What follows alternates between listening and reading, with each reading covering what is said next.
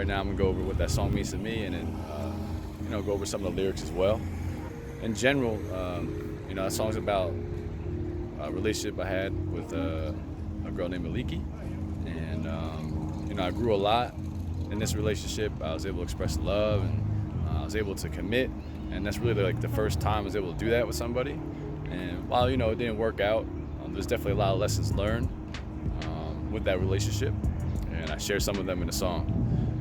In particular, one of the things that I learned was not going to bed angry, and I reference such in the song because honestly, I think it's really important to communicate your feelings when you're unhappy, and when you do that, you get over it, and then you grow a little bit. And every time you get a problem, you kind of build off of the reconciliation. So I kind of start the song off by explaining, how things ramped up quickly, and how now I'm the role of the protector, and you don't need anybody else, And then as the song progresses, I go into not going to bed angry, because that was something that's successful in this relationship, where in the past, if I got upset, I just wouldn't address it, and then it's like a wound; it becomes infected and gets worse. So for this relationship, I tried very hard not to let that happen. As the song progresses from the pre-chorus to the chorus, I'm saying vibe and ride and slide and bay, and this just sounds fun. It was just a natural melody. It's not super deep, but she has no competition, right? And I love it when I ride with you. So I wanted to express that in a way that was fun and like more for the summer, if you will. As the song progresses to the second verse, I started off with big ol' booty on this little cutie. She deserves at least a little Louis.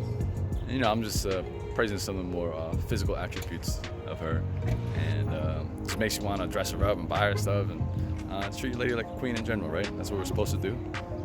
Later I go on and say, I'm ready for the happily ever after. And I'm just referencing, I was definitely in the relationship, and we were talking about those kind of steps. But then I asked my friends, like, what would you say if, I was gonna get married? And so I asked them to send me some voice texts, and I included them in the song. So my one friend was like, I'm way too old for a bachelor party. Probably true, Rodney. Probably are too old for that, but you're coming if it happens. But yeah, it's always nice to have friends in your songs, whether they're singing, performing, or what have you, guitar or whatever. So it's nice that I had them in there.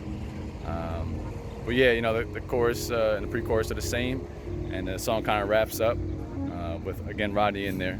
But in general, I would say that song's pretty meaningful to me because I could see the growth in myself, despite the relationship not working out. But it only prepared me for the next chapter in my life, should I find the right one. All right, so as always, if you like my music or like the content I provide you, just subscribe, like, share, comment. Let me know what you don't like so I can make it better for you. And then next week, I believe we have either a nice little motion video or something like that to bring some color to the track, or maybe I'll go over what got me into music and how it started and that sort of thing. But either way, stay tuned, and y'all have a good day. Cano.